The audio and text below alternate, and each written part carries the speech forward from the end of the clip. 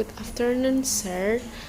Let me introduce myself. My name is Elisabeth Jessica Angelica with number 222 4090152. Now I want to presentate three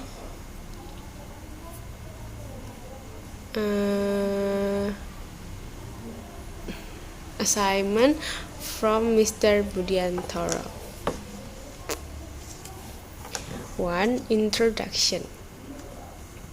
Caring about a research project in the social science will almost invariably involve the researcher in significant amount of reading, particularly if they are not really well read in their subject area. The work and skills associated with reading for research, how to read, what to read, how to make sense of your reading, can be a major worry and barrier for the relatively inexperienced researcher. The purpose of this chapter, therefore, is to support you in developing and use your research reading skill. Number 2. Why read? It is possible to carry out research without engaging in much direct reading, though it would be unusual to do so without any new reading. This may happen, for example, where the constraints on the time available do not allow for much reading, or where the method and there are family, or where the researchers involved are being employed simply to administer questionnaires, carry out an interview for someone else. Where to read?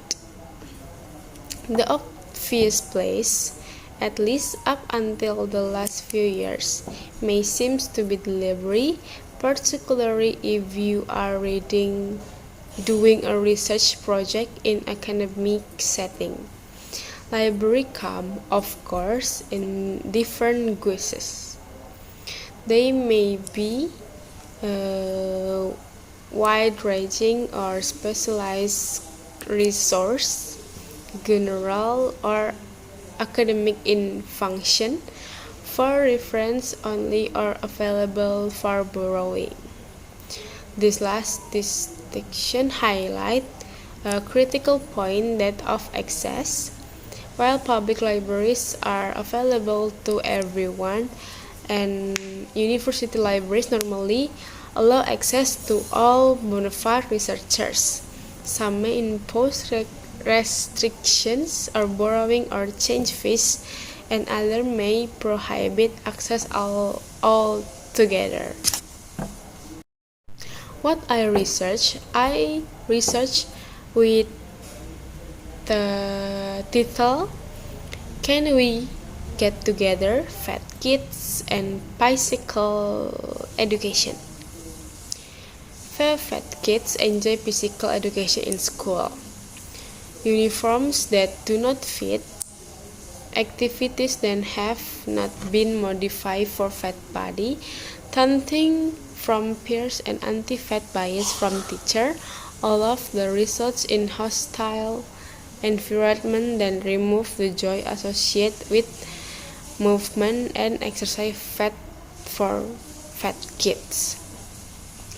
This is further reinforced as they are taught that physical movement is meant to produce weight loss, rather than being allowed to enjoy physical movement for men to produce weight loss, rather than being allowed to enjoy physical movement for enjoyment's sake.